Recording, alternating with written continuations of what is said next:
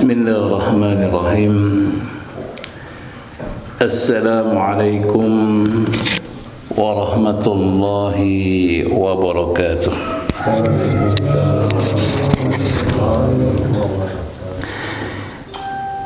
Innal hamdalillah nahmaduhu wa nasta'inuhu wa nastahdihi wa na'udzu billahi min sururi anfusina wa min sayyiati a'malina may yahdihillahu fala mudilla lahu wa may yudlilhu falan tajida lahu waliyyan mursyida. Asyhadu an la ilaha illallah wahdahu la syarika lah wa asyhadu anna Muhammadan abduhu wa rasuluhu la nabiyya ba'dah. Allahumma salli wa sallim wa barik ala nabiyyina al-karim Muhammad sallallahu alaihi wasallam wa ala alihi wa sahbihi wa man sara ala nahjihi ila yaumil qiyamah. Amma ba'd. Alhamdulillah wa syukurillah, pada kesempatan pagi hari ini kita dipertemukan oleh Allah Subhanahu wa taala dalam pertemuan yang insyaallah diberkahi oleh Allah Subhanahu wa taala. Kita berharap semoga Allah memberikan kepada kita pada pagi hari ini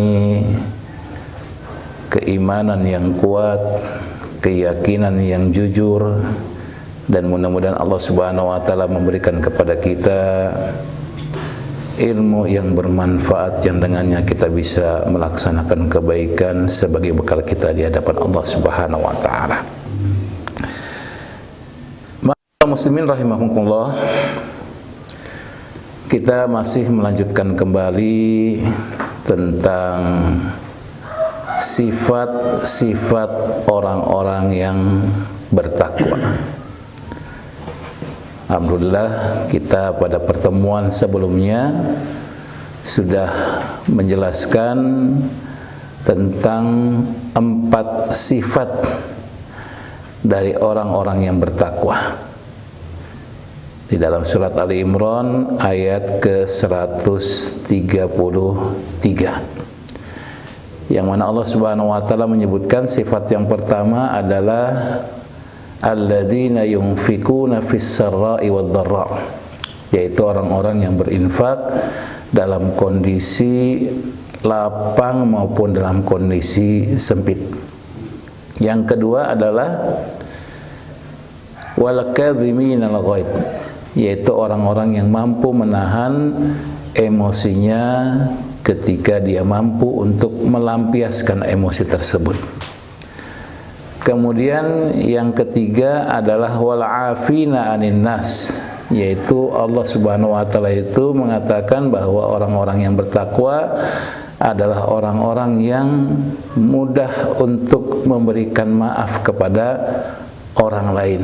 Ketika orang lain melakukan kesalahan pada dirinya, maka kemudian orang tersebut memaafkan kesalahan orang tersebut. Kemudian yang terakhir, wallahu yuhibbul muhsinin, dan Allah suka kepada orang-orang yang berbuat kebaikan. Jadi orang-orang yang bertakwa adalah orang-orang yang senantiasa melakukan kebaikan. Insyaallah pada kesempatan kali ini kita akan bahas poin selanjutnya pada ayat selanjutnya yang menyebutkan tentang 2 sifat daripada orang-orang yang bertakwa. Allah Subhanahu wa taala berfirman, walladzina idza fa'alu fahishah, yaitu orang-orang yang apabila mereka melakukan perbuatan fahsyah. Fahsyah itu adalah dalam pemahaman ketika kita Ramadan adalah perkataan-perkataan yang seronok, perkataan-perkataan porno, ya, perkataan-perkataan yang berhubungan dengan hubungan suami istri. Walaupun kemudian juga ada yang mengatakan adalah perkataan-perkataan keji, ya. Ala kulli hal adalah perbuatan ini bisa dihindari dengan melakukan sholat, ya. Karena Allah mengatakan tanha anil fahsyai wal munkar, yaitu sholat itu mencegah daripada perbuatan keji dan munkar. Walladzina idza fa'alu fahishatan aw dhalamu anfusahum. Kemudian selain dia melakukan fahisyah, ada kemungkinan dia akan melakukan kezaliman pada dirinya. Sebagaimana pernah kita pelajari bahwa az-zulmu huwa wad'u syai' fi ghairi mahallih, yaitu meletakkan sesuatu tidak pada tempatnya. Maka orang-orang bertakwa ketika melakukan perbuatan keji, melakukan kezaliman pada dirinya, mereka itu adalah orang-orang yang dzakarullaha fastaghfaru lidzunubihim. Jadi mereka adalah ketika melakukan hal tersebut langsung ingat kepada Allah Subhanahu wa taala. Jadi tidak menunda. Karena memang pada ayat 1 sebelumnya itu 133 Allah mengatakan wasari'u ila magfiratim mir rabbikum. Bersegeralah kalian untuk mencari magfirah dari Allah Subhanahu wa taala. Caranya apa? Dengan bertaubat kepada Allah, dengan beristighfar kepada Allah Subhanahu wa taala. Jadi ingat, ketika kita melakukan kesalahan, langsung ingat bahwa kita melakukan kesalahan itu kepada Allah. Ketika kita melakukan kesalahan kepada manusia juga, kita ingat bahwa janji-janji Allah yang mengatakan balasan bagi orang-orang yang melakukan kezaliman pada orang lain.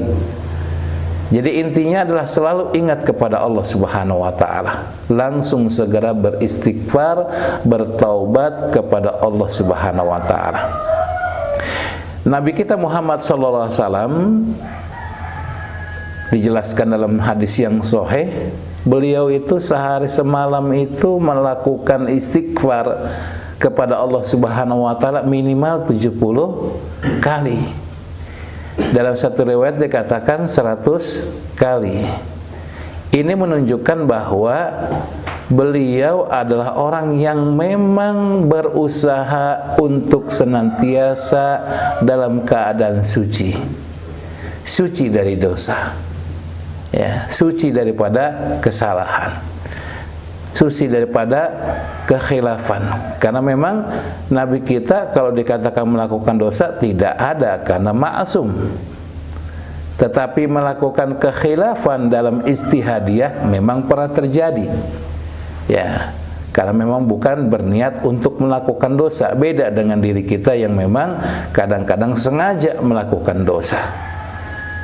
Nah, beliau yang dikatakan ma'asum, dijaga oleh Allah Subhanahu wa taala daripada dosa, itu pun masih melakukan 70 kali. Sedangkan kita tanya, apakah kita sampai melakukan sampai 70 kali? Wallahu a'lam bishawab. Hanya kita yang bisa menjawab tentang hal tersebut. Ya minimal ya kita lakukan ketika kita selesai sholat, kan kita membaca Astagfirullahaladzim minimal 3 kali. Sekali sholat dikali 5 berarti 15 kali. Masih sedikit, tapi masih bisa melakukan, alhamdulillah, ya. Makanya lakukanlah yang bisa kita lakukan, karena Allah Subhanahu wa taala memang memerintahkan kepada kita sesuai dengan kemampuan yang bisa kita lakukan. Tapi jumlah 70 kali saya rasa kita masih bisa melakukannya. Cuman kekuatan keimanan kita, keinginan kita untuk melakukannya, itu yang memang kembali pada diri kita masing-masing. Nah, maka fastaghfaru lidzunubihim. Allah Subhanahu wa taala ketika mendapati hamba-hambanya melakukan perbuatan keji, melakukan kezaliman pada dirinya, lalu mereka ingat kepada Allah Subhanahu wa taala yang Maha Pengampun, yang Maha memberikan taubat kepada hamba-hambanya, maka Allah menjanjikan fastaghfaru lidzunubihim, langsung diampuni oleh Allah Subhanahu wa taala. Karena memang Allah beda dengan diri kita sebagai makhluknya. Laisa kamitslihi syai'. Allah Subhanahu wa taala disakiti, enggak ada namanya balas dendam. Disuruh untuk berpakaian rapi misalkan ya, tutup aurat dan sebagainya, maka ketika tidak dilakukan itu sudah bermaksiat kepada Allah. Tetapi Allah sayang, walaupun hambanya melakukan tersebut masih diberikan kesempatan. Nah, ini kelebihan daripada umat Islam ya. Beda dengan umat-umat sebelumnya, ketika mereka bermaksiat kepada Allah Subhanahu wa taala, maka apa yang terjadi langsung diberikan azab oleh Allah Subhanahu wa taala. Nah, ini luar biasa. Kelebihan umat Islam ditunda ya, ditunda untuk apa? Untuk mendapatkan balasan. Walaupun ada beberapa hadis Rasulullah yang menyebutkan bahwa ada dosa-dosa yang disegerakan oleh Allah Subhanahu wa taala azabnya ya, tetapi jumlahnya hanya sedikit dibandingkan dengan dosa-dosa yang lainnya ya, yang menunjukkan bahwa Allah Subhanahu wa taala masih memberikan kesempatan kepada hamba-hambanya yang bermaksiat. Mungkin dalam kehidupannya di dunia nanti satu masa dia akan sadar ya, dia akan kembali. Dan itu kan banyak kita temui, mau di kalangan umum, mau di kalangan pejabat, dari mau ada kalangan artis, kayak begitu kan ya. Contoh, ada seorang pejabat publik ya, seorang anggota DPR ya, ketika tersangkut masalah korupsi, masuk penjara. Disitulah kemudian dia sadar dengan apa yang telah dilakukan ketika dia menjadi anggota dewan. Sadar, dia belajar Al-Quran, dia menghafal Al-Quran. Kemudian ketika selesai masa di penjaranya, dia langsung meninggalkan semua hal-hal yang berhubungan dengan hal-hal yang menyebabkan dia akan jatuh pada dosa.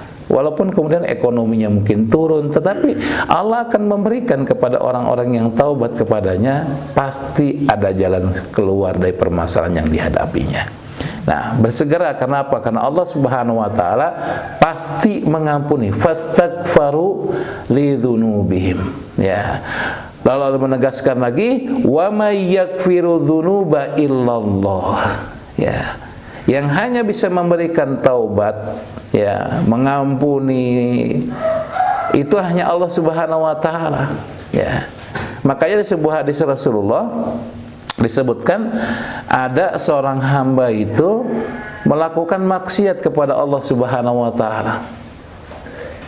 Lalu dia sadar bahwa dia telah melakukan kesalahan kepada Allah Subhanahu wa taala. Lalu dia bilang sama Allah bahwa dia sudah melakukan kesalahan, minta maaf kepada Allah. Maka yang menarik adalah ketika itu Allah Subhanahu wa taala mengatakan kepada dalam hadis ini ya, kepada hamba-hambanya ya, di situ ada malaikat, diberitahu juga oleh Allah Subhanahu wa taala. Itu pun juga disampaikan Rasulullah sampai kepada kita sekarang ini, bahwa hambaku tahu bahwa dia punya Rabb. Lalu dia istighfar kepada Rabbnya, yaitu Allah Subhanahu wa taala. Maka aku mengampuni dosanya ya. Lalu jatuh lagi maksiat lagi kepada Allah Subhanahu wa taala, kembali dia bertobat kepada Allah Subhanahu wa taala. Kembali Allah menegaskan, selama orang itu ingat kepada Allah Subhanahu wa taala bahwa Allah itu adalah Maha Pengampun, Allah itu akan menerima taubat hamba-hambanya, maka diampuni oleh Allah Subhanahu wa taala. Bahkan sampai berulang. Di ujung hadis dikatakan bahwa Allah menegaskan, kalau memang kita yakin Allah Subhanahu wa taala adalah Maha Pengampun, ketika kita jatuh kepada dosa, maksiat, lalu kita ingat bahwa itu adalah perbuatan salah, lalu kita bertaubat kepada Allah Subhanahu wa taala, maka Allah jamin akan diampuni dosa-dosanya.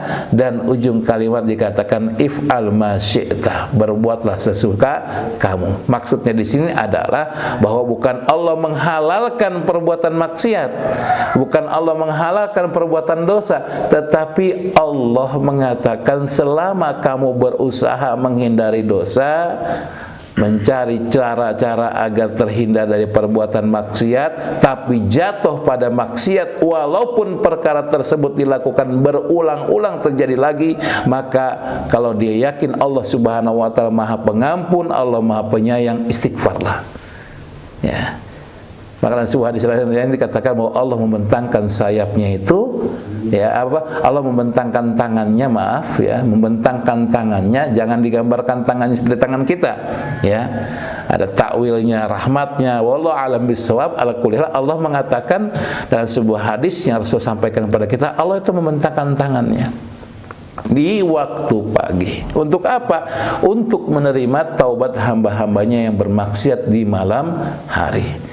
Dan kemudian membentangkan tangannya lagi di malam hari untuk apa? Menerima taubat hamba-hambanya yang bermaksiat di siang hari. Luar biasa. Jadi jangan ditunda-tunda. Fastaghfaru, ya.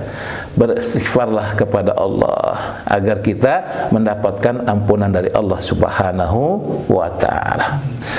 Nah, ini sifat yang pertama pada ayat Ali Imran 135.